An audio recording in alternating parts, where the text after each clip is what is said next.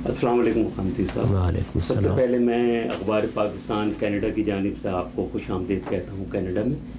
میرا پہلا سوال تو یہی ہے کہ بڑی دیر کی مہرباں آتے آتے کبھی ناروے میں آپ کو دیکھا, کبھی سڈنی میں آپ کو دیکھا, یہاں سے کچھ آپ کی کچھ ناراضگی تھی؟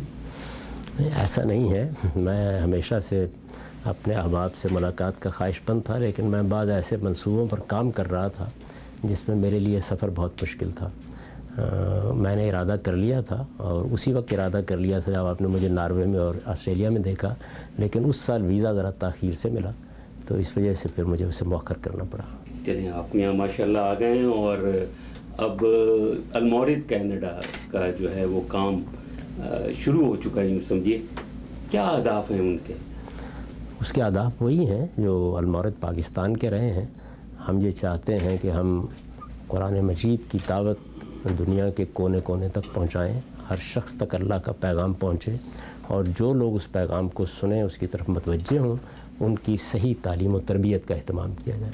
المورد بنیادی طور پر ایک تحقیق اور تعلیم کا ادارہ ہے, اور ہمارا کام بھی بنیادی طور پر یہی ہے. یعنی ہم کوئی اس طرح کی تحریک نہیں برپا کر رہے جس طرح کی سیاسی تحریکیں عام طور پہ برپا ہوتی ہیں. یہ ایک خالص علمی ادارہ ہے, علمی طریقے سے اپنی دعوت پیش کرتا ہے, اور علم و استدلال ہی کے ساتھ اپنا نقطہ نظر لوگوں تک پہنچاتا ہے. اس کا بنیادی کام یہی ہے کہ خدا کی کتاب کو پہنچایا جائے, خدا کے دین کو پہنچایا جائے, اور لوگوں کی اس کے مطابق تعلیم و تربیت کا اہتمام کیا جائے. نارتھ امریکہ میں اور کینیڈا میں دین کا کام بہت سے لوگ کر رہے ہیں, اور ان میں سے بہت اچھا بھی کر رہے ہیں. المورد ایسا کیا مختلف کرے گا جو یہ تنظیمیں نہیں کر رہی؟ دنیا میں بہت سے علمی اور تحقیقی کام ہوتے ہیں, اور اس میں یہ ضروری نہیں ہوتا کہ آپ یہ فیصلہ کریں کہ کوئی کیا نہیں کر رہا. ہم جو کچھ کر رہے ہیں اس کو ہم نے وضاحت کے ساتھ بیان کر دیا ہے. آپ بہت سے مدرسے قائم ہوتے ہیں, بہت سی تعلیم گاہیں قائم ہوتی ہیں, بہت سی یونیورسٹیاں قائم ہوتی ہیں, ان میں سے کسی سے بھی یہ بات نہیں پوچھتے. اصل میں یہ ایک ایسی خدمت ہے جو ہر آدمی کو اپنی دانست میں اور اپنے فکر کے لحاظ سے اور اپنے طرز عمل کو سامنے رکھ کر کرنی چاہیے. اسی نوعیت کی ایک خدمت ہم بھی کر رہے ہیں. نہ ہم دوسروں کے عیوب تلاش کرتے ہیں, اور نہ اپنی کوئی اس نوعیت کی انفرادیت کو بیان کرتے ہیں. ہم جو بات کہہ رہے ہیں وہ بات ہے جس کو لوگوں کو سننا چاہیے, اور جس طریقے سے ہم نے دین کو سمجھا ہے اس کو ان کو بھی سمجھنے کی کوشش کرنی چاہیے. یہ ہماری ذمہ داری ہے جس کو ہم ادا کرنے کی صحیح کر رہے ہیں. اچھا, یہاں نارتھ امریکہ میں اور کینیڈا میں جو ہماری نئی نسل ہے اس کو سمجھنے کے لیے کانٹینٹ کے ساتھ ساتھ انگریزی کے مقامی لہجے, ڈائلیکٹ اور ڈکشن اس کو بہت اہمیت دیتے ہیں. وہ اس سلسلے میں آپ اپنا میسج ان تک کیسے پہنچانے کا بندوبست کر رہے ہیں؟ دیکھیے, بات یہ ہے کہ جب کوئی نیا فکر سامنے آتا ہے تو وہ آہستہ آہستہ ایسے لوگ پیدا کر لیتا ہے کہ جو مقامی طور پر بھی اس کا اچھا فہم رکھتے ہیں اور اس کو بیان کر سکتے ہیں. میرا احساس یہ ہے کہ ہم نے تو ابھی اپنے کام کی ابتدا کی ہے. بہت جلد ایسے مواقع پیدا ہو جائیں گے جس میں مقامی لہجوں میں بات کرنے والے اور اس کو پیش کرنے والے لوگ بھی اس فکر کو سمجھیں گے اور پھر اس کے مطابق تعلیم تربیت کا سلسلہ شروع کر سکیں. اچھا, یہاں چند دنوں سے آپ ہیں, بہت سارے لوگوں سے ملے اور آپ ان کے ساتھ آپ کا انٹریکشن ہوا. آپ کیا سمجھتے ہیں کہ یہاں دین کا کام نسبتاً پاکستان کے آسان ہے, مشکل ہے, یا اس میں بھی کچھ وقت لگے گا؟ میرا خیال یہ ہے کہ اس میں کوئی مشکل نہیں ہے. لوگ بات سننے کے لیے تیار ہیں اور ہر ایک کی بات سنتے ہیں. ہم بھی اپنی بات کہہ رہے ہیں. تعلیم تربیت کا طریقہ البتہ بالعموم نہیں اختیار کیا جاتا, یہ ایک نئی چیز ہے, اور ہم یہ کوشش کر رہے ہیں کہ لوگ اس سے مانوس ہوں, اور وہ بجائے اس کے کہ تبلیغی نوعیت کے کسی کام کو دیکھ کر اس کی جانب متوجہ ہوں, وہ خود بھی ایجوکیٹ ہوں, اور ہم بھی یہ کوشش کریں کہ ان کے فہم اور ان کے فکر کو بلند کرنے کی کوشش کی جائے. چلیے, کینیڈا سے نکل کر آپ کے فکری سفر کی طرف آتے ہیں. کہا جاتا ہے کہ آپ نے دین اور سیاست کو الگ کر دیا ہے. آپ نے کہا کہ اسلام انقلاب کو پسند نہیں کرتا, کیا یہ درست ہے؟ دیکھیے, اسلام ایک دین ہے اور دین کو دین ہی رہنا چاہیے. دین زندگی کے ہر شعبے کے بارے میں کچھ نہ کچھ ہدایت دیتا ہے, سیاست کے بارے میں بھی دیتا ہے. سیاسی کام کرنا ایک الگ چیز ہے, اور دین کا سیاست کے بارے میں کوئی حکم دینا یا کوئی وضاحت کرنا یہ بالکل ایک دوسری چیز ہے. میری کتاب آپ دیکھیے جو میں نے اسلام پر لکھی ہے, میزان, اس میں قانون سیاست کا ایک پورا باب موجود ہے تو اس وجہ سے یہ بات کہ کس مفہوم میں کہی جاتی ہے جب تک واضح نہ ہو میں اس پر کوئی تبصرہ نہیں کر سکتا. یعنی میں نے جو بات کہی ہے وہ یہ ہے کہ اہل علم کو، خاص طور پر دین کے علماء کو، اپنے اصل کام کی طرف متوجہ ہونا چاہیے، اور وہ کام خود قرآن نے متعین کر دیا ہے. وہ کام یہ ہے کہ وہ اپنی قوم کو خبردار کریں، اس کو نصیحت کریں اور اس کی تعلیم و تربیت کا اہتمام کریں. یہ علماء کا کام ہے. سیاسی کام کرنے والوں کو سیاسی کام کرنا چاہیے، لیکن اسلام میں سیاست کے بارے میں بھی کچھ احکام دیے گئے ہیں، وہ میں نے اپنی کتابوں میں بیان کی ہیں، ان کی وضاحت کی ہے، ان کے اوپر مضامین لکھے. اچھا، نبی کریم صلی اللہ علیہ وسلم کا جو سیاسی کردار ہے اس کی جگہ آپ کہتے ہیں کہ وہ ریفارمر ہیں. اس طرح تو آپ نے ان کے سیاسی کردار کو...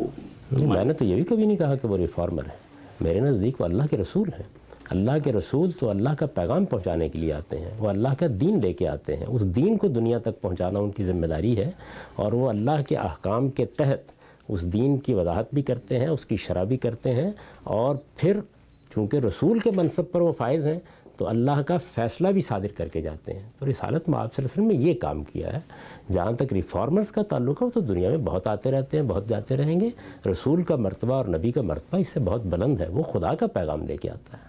اچھا، آپ نے کہیں یہ کہا ہے کہ انبیاء کرام وقت کے نظام کو موضوع نہیں بناتے بلکہ فرد کو موضوع بناتے ہیں. اور جب حضرت ابراہیم علیہ السلام کو اگر ہم دیکھیں تو وہ ایک سسٹم کے خلاف کسی انقلابی کی طرح ہمیں کھڑے ہوئے نظر آتے ہیں. آپ اس کے سلسلے میں... انبیاء علیہ السلام خدا کا دین پیش کرتے ہیں، اور وہ فرد کے سامنے پیش کرتے ہیں، اور فرد کی ہر حیثیت سے پیش کرتے ہیں. یعنی وہ فرد بادشاہ ہے تو اس کے سامنے بھی پیش کریں گے، فرد اگر باپ ہے تو اس کے سامنے بھی پیش کریں گے، وہ کسی رشتے سے منسلک ہے تو اس کے سامنے بھی پیش کریں گے. جب ہم یہ کہتے ہیں کہ انبیاء علیہ السلام فرد کو مخاطب کرتے ہیں تو اس کا مطلب یہ ہے کہ فرد کو اس کی ہر حیثیت میں مخاطب کریں گے. جب میں ایک عام آدمی کی حیثیت سے زندگی بسر کر رہا ہوں تو اس میں بھی دین مجھے احکام دیتا ہے. جس وقت میں شادی کرتا ہوں، باپ بن جاتا ہوں، شوہر بن جاتا ہوں، یا کوئی عورت بیوی بن جاتی ہے تو اس میں بھی دین احکام دیتا ہے. اسی طریقے سے اگر کوئی شخص ملک کا حکمران ہے تو اس کو بھی دین احکام دیتا ہے. تو انبیاء علیہ السلام فرد کو اس کی تمام حیثیتوں میں مخاطب کرتے ہیں. لیکن یہ بات کہ وہ کوئی نظام تبدیل کرنے کے لیے آتے ہیں یا وہ کوئی انقلاب برپا کرنے کے لیے آتے ہیں، نہیں، وہ خدا کا پیغام پہنچانے کے لیے آتے ہیں. اچھا، کچھ لوگوں کا خیال ہے کہ آپ نے دین کو بہت زیادہ ویسٹرنائز کر دیا ہے، ایک نئے کلچر جو ہے وہ بن رہا ہے. آپ جمہوریت کی بات کرتے ہیں، جبکہ جو کہ مغربی خیال ہے. یقیناً اسلام میں ہمیں ڈیموکریسی جو بہت کم نظر آتی ہے، اس کے بارے میں آپ کیا کہیں گے؟ میں نے تو قرآن مجید کی وہ آیت ہمیشہ لوگوں کے سامنے پیش کی ہے جس میں قرآن مجید نے یہ فیصلہ کن انداز میں کہہ دیا ہے کہ مسلمانوں کا نظام ان کی رائے پر قائم ہوگا.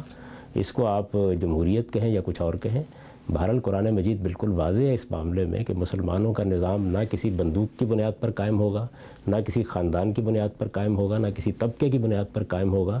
یہ لوگوں کی رائے سے قائم ہوگا اور اسی بنیاد پر چلے گا. تو جب اللہ تعالیٰ نے یہ فیصلہ کن بات کہہ دی ہے تو ظاہر بات ہے کہ میں اسی کا مبلغ ہوں اور یہی بات لوگوں کو بتاؤں گا. اچھا، قرارداد مقاصد کے بارے میں، آپ کے نیریٹو کے بارے میں کچھ علماء کا خیال ہے کہ آپ کی اس تشریح نے امریکہ اور ویسٹ کا کام جو ہے وہ آسان کر دیا ہے. آپ اس نیریٹو کی کچھ... میں جب کوئی کام کرتا ہوں تو میں صرف یہ دیکھتا ہوں کہ میرے پروردگار کی ہدایت کیا ہے. جب دین کے معاملے میں کوئی بات کہی جائے گی تو میں یہ دیکھوں گا کہ قرآن و سنت کی بنیاد پر وہ بات کہی جا رہی ہے یا نہیں کہی جا رہی ہے، اور اس کی غلطی واضح کروں گا. تو قرارداد مقاصد کے بارے میں بھی میں نے اسی تناظر میں گفتگو کی ہے اور اسی پس منظر میں یہ بتایا ہے کہ پاکستان ایک قومی ریاست ہے، اور کسی قومی ریاست کے معاملے میں یہ طے کرنا کہ اس کا کوئی مذہب ہونا چاہیے، یہ اصل میں قومی ریاست کے تصوری کے خلاف ہے. تو ہمیں جو کچھ کرنا چاہیے وہ اللہ کی شریعت پر عمل کرنا ہے، نہ کہ ریاست کے بارے میں اس طرح کے فیصلے کرنے. مسلمان بنیاد پرست ہیں، مسلمان دہشت گرد ہیں، یہ تاثر اب کم سے کم ویسٹ میں جہاں ہم رہتے ہیں ایک حقیقت کی طرح قائم کرنے کی کوشش کی گئی ہے. اس کا ذمہ دار کون ہے؟ مغربی میڈیا، مغربی لیڈرشپ، ہمارے پڑوسی ممالک، یا ہم خود؟ ہم خود اس کے ذمہ دار ہیں. یعنی اگر ہم اپنی اصلاح کر لیں گے تو کوئی بھی ہمارے خلاف کوئی پروپیگنڈا نہیں کر سکتا. دیکھیے، جب ہم غلطی کرتے ہیں تو پھر لوگوں کو اس سے فائدہ اٹھانے کا موقع بھی حاصل ہوتا ہے. سب سے پہلے ہمیں یہ دیکھنا چاہیے کہ مسلمان کی حیثیت سے ہم اس وقت کیا کر رہے ہیں. ایسا نہیں ہے کہ سارے مسلمان دہشت گردی کرنے کے لیے اٹھ کھڑے ہوئے ہیں، ایک بہت قلیل طبقہ ہے جو یہ کام کر رہا ہے، لیکن باقی مسلمانوں نے کیا ان کا ہاتھ پکڑنے کی کوشش کی ہے؟ ان کے علماء نے، ان کے دانشوروں نے، ان کے سیاستدانوں نے آگے بڑھ کر مسلمان قوم کو یہ بتایا ہے کہ یہ نیریٹو بالکل بے معنی ہے، اس کی کوئی بنیاد نہیں ہے، قرآن و سنت کے بالکل خلاف ہے، اس میں ہم سے کوتاہی ہو رہی ہے۔ تو ہمیں اپنی اصلاح کرنی چاہیے، جب ہم اپنی اصلاح کر لیں گے تو پھر کوئی اور بھی اس سے فائدہ نہیں اٹھائے گا۔ خدا بنیاد پرستی اور دہشت گردی کا جو تاثر ہے اس کو ختم کرنے کے لیے علماء کو ہی آگے آنا ہے، اور انہوں نے، کیونکہ اکثریت تو بہرحال اس کے فیور میں نہیں ہے۔ جب مذہب کی بنیاد پر کوئی بات کی جائے گی تو سب سے بڑی ذمہ داری اہل علم کی ہے کہ وہ آگے بڑھ کر یہ بتائیں کہ اس میں کیا غلطی ہو رہی ہے، کیا کوتاہی ہو رہی ہے۔ یہ غلطی اور یہ کوتاہی کیا جس زور کے ساتھ، جس شدت کے ساتھ، جس وضاحت کے ساتھ بتائی جانی چاہیے تھی بتائی جا رہی ہے، آپ خود دیکھ سکتے ہیں کہ ایسا نہیں ہوا۔ اچھا، آپ کہتے ہیں یہاں پر مطلب دین کے کام کو آگے بڑھانے کے لیے ہم بہت آسانی کے ساتھ قرآن کے پیغام کو لوگوں تک پہنچانے کی کوشش کریں اور ان تک ہم قرآن کا پیغام پہنچانے دیں۔ کیا حدیث کی وضاحت کے بغیر قرآن کو آسانی سے سمجھا جا سکتا ہے؟ خود حدیث کو اس کی ضرورت ہے، اسے قرآن کی روشنی میں سمجھا جائے۔ قرآن مجید تو عربی مبین میں نازل ہوا ہے، وہ کسی چیز کا محتاج نہیں ہے، حدیث اس کی محتاج ہے کہ اسے قرآن کی روشنی میں دیکھا جائے، قرآن کی روشنی میں سمجھا جائے۔ اگر اس کو قرآن مجید کی روشنی میں نہیں سمجھا جائے گا، بلکہ حدیث کیا جو قدیم صحیفے ہیں، تورات ہے، انجیل ہے، زبور ہے، ان کو بھی قرآن کی روشنی میں سمجھا جائے گا۔ قرآن مجید نے یہ بات اپنے بارے میں خود واضح کر دی ہے کہ اب میزان کی حیثیت اس کو حاصل ہے، لہذا ہر چیز اس کی روشنی میں سمجھی جائے گی۔ خدا آپ سمجھتے ہیں کہ جو قرآن کا نظم ہے اور وہ اس کی خود وضاحت کر دیتا ہے جو کچھ ہم قرآن میں پڑھتے ہیں، کیونکہ کچھ چیزیں ایسی ہوتی ہیں بعض اوقات جو ہر ترجمہ تو ایسا نہیں ہے کہ اس میں کچھ وضاحت کی ضرورت ہوتی ہے، کیوں ہے، کیا ہے، اور اس کو دیکھیے وضاحت کی ضرورت تو لوگوں کے لحاظ سے ہوتی ہے، لیکن قرآن مجید اپنی بات کہنے میں نہایت واضح کتاب ہے۔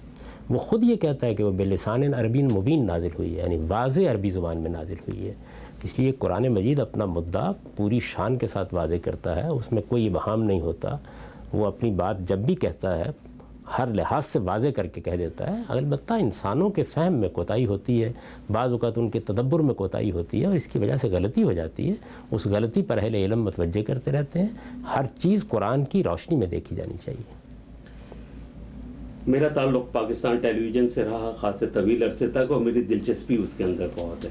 مجھے جب پتہ چلا کہ جی یوٹیوب کے اوپر حضرت یوسف علیہ السلام کے ڈرامہ کی سیریز موجود ہے 35 ایپیسوڈ میں، اس کے علاوہ حضرت عمر کے بارے میں ایک بہت اچھی جو ہے وہ ڈرامائی تشکیل کی گئی ہے 45 ایپیسوڈز میں، اس کو کل رات میں نے چیک کیا تو مطلب ملینز کے اندر اس کو دیکھا گیا۔ آپ کیا سمجھتے ہیں کہ اس قسم کی چیز جو ہے وہ دین کے کام کو آگے بڑھانے کے لیے یا لوگوں تک پیغام پہنچانے کے لیے ٹھیک ہے؟ یہ سب جدید ذرائع ہیں، یعنی جب ہم مسجد میں لاؤڈ اسپیکر کو استعمال کرتے ہیں تو اپنی آواز بلند کرنے کے لیے استعمال کرتے ہیں تاکہ سب لوگوں تک پہنچ جائے۔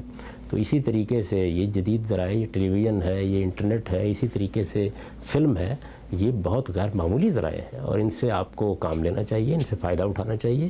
یہ ابلاغ کے ذرائع ہیں، ان کے ذریعے سے آپ کوئی خباثت بھی دنیا تک پہنچا سکتے ہیں اور آپ خدا کی ہدایت بھی دنیا تک پہنچا سکتے ہیں۔ اس کے پہنچانے کے لیے مسلمانوں کو بھی اسی طرح متوجہ ہونا چاہیے جس طرح باقی دنیا متوجہ ہے۔ مسئلہ یہاں یہ ہے کہ کچھ لوگ یہ کہتے ہیں کہ جی حضرت عمر کو پرسونیفائی کرنا، حضرت ابوبکر، کیونکہ اس میں نبی کریم صلی اللہ علیہ وسلم ازواج کو نہیں دکھایا گیا، لیکن ان سب حضرات کو جو ہے وہ اس میں دکھایا گیا ہے، باقی جو صحابہ کرام ہیں۔ تو آپ نے دیکھی ہے وہ خود؟ جی میں نے دیکھی تو نہیں ہے، لیکن میرے خیال میں یہ کوئی ایسی قابل اعتراض چیز نہیں ہے۔ یہ بات یہ ہے کہ جب ہم کوئی فلم بناتے ہیں یا کوئی ڈرامہ بناتے ہیں تو یہ معلوم ہوتا ہے کہ یہاں کردار ادا کیے جا رہے ہیں۔ اس میں کوئی شخص نہ یوسف علیہ السلام بن جاتا ہے، نہ سیدنا عمر بن جاتا ہے، یہ ان کا کردار ہے۔ جس طریقے سے ایک ڈرامہ لکھنے والا اپنے الفاظ میں کسی کردار کو بیان کرتا ہے، بالکل اسی طریقے سے کوئی شخص اپنے عمل سے اس کردار کو نمایاں کر دیتا ہے۔